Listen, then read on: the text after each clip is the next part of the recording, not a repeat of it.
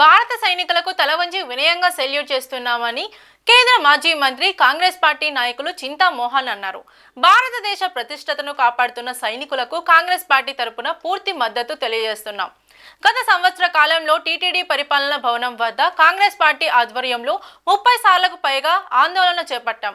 టీటీడీలో పనిచేసే అర్చకులకు, శాశ్వత ఉద్యోగస్తులకు, వర్కింగ్ జర్నలిస్టులకు ఇళ్ల స్థలాలు ఇవ్వాలని కోరాం. చంద్రబాబు నాయుడు టీటీడీ ఉద్యోగస్తుల ఇళ్ల స్థలాల అంశంపై వెంటనే స్పందించాలి. అలిపిరి నుంచి పేరూరు వరకు 400 ఎకరాల టీటీడీ భూములు ఉన్నాయి. ఆ భూముల్లో ఒక్కొక్కరికి 5 సెంట్లు ఇళ్ల స్థలాలు ఇవ్వాలని డిమాండ్ చేశారు.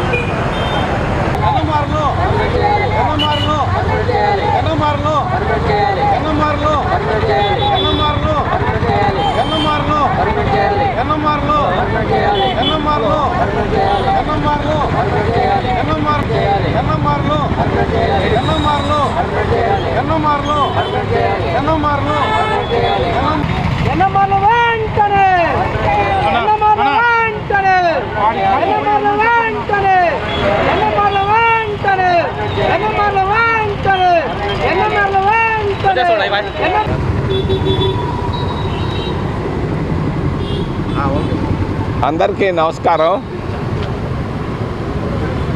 గత సంవత్సరంగా కాంగ్రెస్ పార్టీ తరఫున మేము ఏడీ బిల్డింగ్ దగ్గరికి రావడం జరుగుతూ ఉంది. దాదాపుగా ఒక 30 సార్లు పైనే వచ్చాం. మేమేం అడుగుతున్నాం,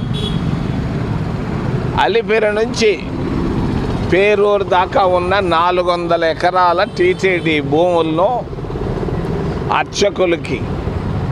అర్చకులకి టీటీడీ ఉద్యోగస్తులకి ఇవ్వాలని మేము డిమాండ్ చేస్తున్నాం. చంద్రబాబు నాయుడు ఏం చేస్తున్నాడు, ఈ భూమిని కోటీశ్వర్లకు ఇస్తున్నాడు, టాటాలకి, బిర్లాలకి ఇస్తున్నాడు. దీన్ని మేము ఖండిస్తున్నాం. ఖచ్చితంగా చంద్రబాబు నాయుడు స్పందించాలి. తప్పనిసరిగా అక్కడ పేరూరు నుంచి అలిపిరి దాకా ఉన్న 400 ఎకరాల్లో అర్చకులకి, మరి శాశ్వత ఉద్యోగస్తులకి స్థలాలు 5 సెంట్లు ఇవ్వాలని మేము కాంగ్రెస్ పార్టీ తరఫున డిమాండ్ చేస్తున్నాం.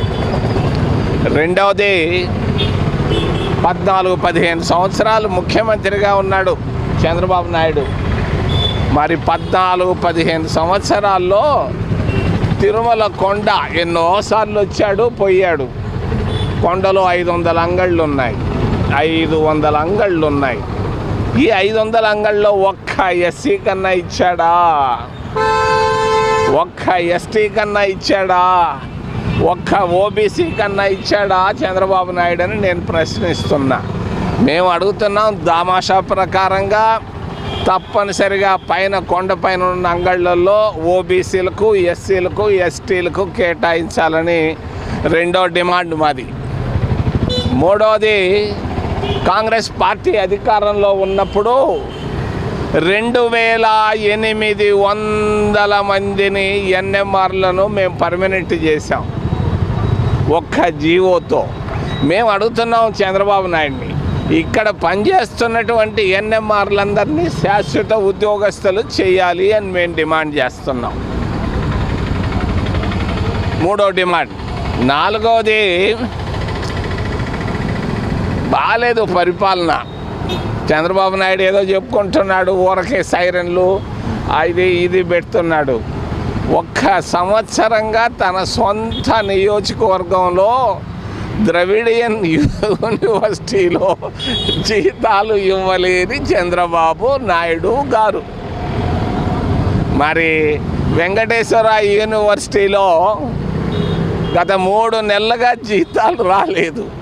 ఇది చంద్రబాబు నాయుడు గారి పరిపాలన. ఉద్యోగస్తులు, ప్రొఫెసర్లు ఉన్నారు, వైశాంశాలు, వీళ్ళకన్నా జీతాలు ఇవ్వవా మిత్రమా? ఏంది నువ్వు చేస్తుండేది? శ్రీ సిటీ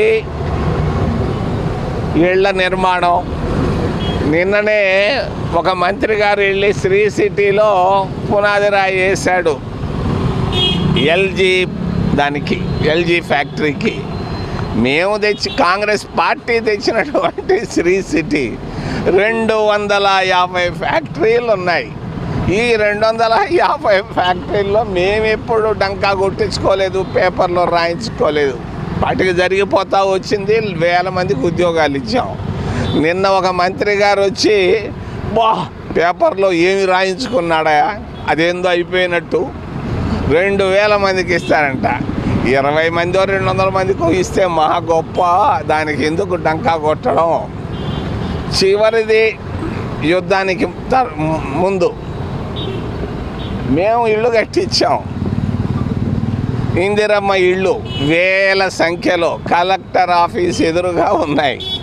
మరి ఏమి బడుద్దాయితనో నాకైతే అర్థం కాదు. కానీ జిల్లా కలెక్టరు ఆ అధికారులు మేము కాంగ్రెస్ పార్టీ తెచ్చిన ఇందిరమ్మ ఇళ్ళకి ఎల్లో పెయింట్లు వేయించుకుంటున్నారు. ఎల్లో పెయింట్లు అంటే తెలుగుదేశం తెచ్చినట్టుగా చూపించుకుంటున్నారు. ఇది ఇంతకంటే బడుద్దాయితనం ఇంకోటి లేదని తెలియజేస్తూ చివరిలో యుద్ధం. మరి సైనికులు వాళ్ళకందరికీ తల వంచి వినయంగా సెల్యూట్ ఇస్తున్నాం. వాళ్ళు చాలా గొప్పగా పోరాడుతున్నారు.